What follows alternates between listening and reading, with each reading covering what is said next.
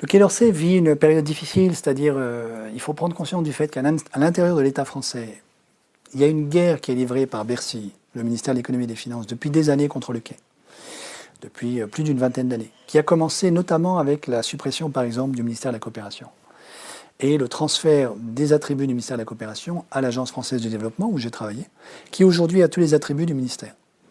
Et donc ceci a permis de vider, en fait, le Quai d'Orsay d'une partie de ses attributions, ce qui fait qu'il y a un certain nombre de pays aujourd'hui dans l'hémisphère sud où le directeur de l'Agence française de développement, quelquefois, compte davantage que l'ambassadeur local.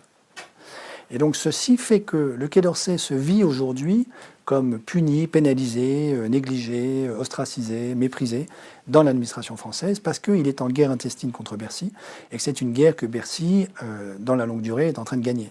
Voilà.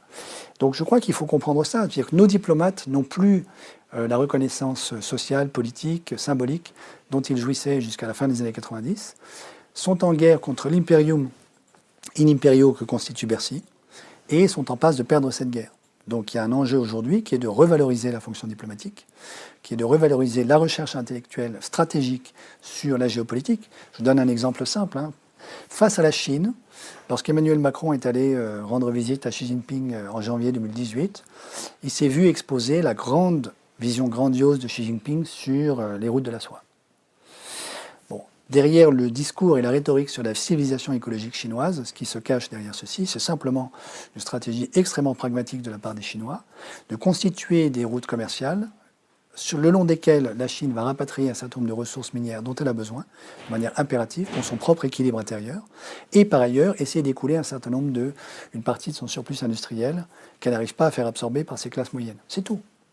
Il n'est pas question, à ma connaissance, pour la Chine, d'investir véritablement, par exemple, en Afrique, pour construire les infrastructures industrielles de l'industrialisation de l'Afrique de demain. Je ne crois pas du tout à ça.